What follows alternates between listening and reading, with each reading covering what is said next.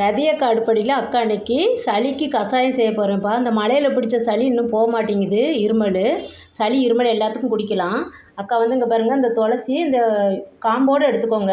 ஒரு ஆளுக்கு அளவு தான் இது. ஒரு 10 மிளகு எடுத்திருக்கேன். ஒரு வெத்தலை, 2 கற்பூரவள்ளி இலை நல்லா கழுவி எடுத்துக்கோங்க. இது வந்து ஒரு 1/4 ஸ்பூன் ஜீரகம்.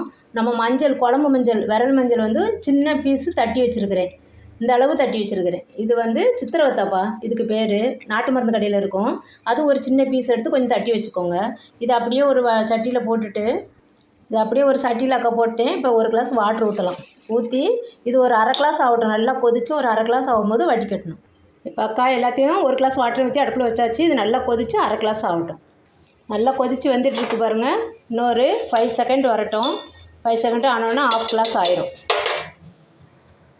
இப்போ 1/2 கிளாஸ் வந்திருக்கோம். அடுப்பை ஆஃப் பண்ணிடலாம். அந்த மஞ்சள்லாம் போட்டோன்னா நல்லா எல்லோவாக இருக்குது.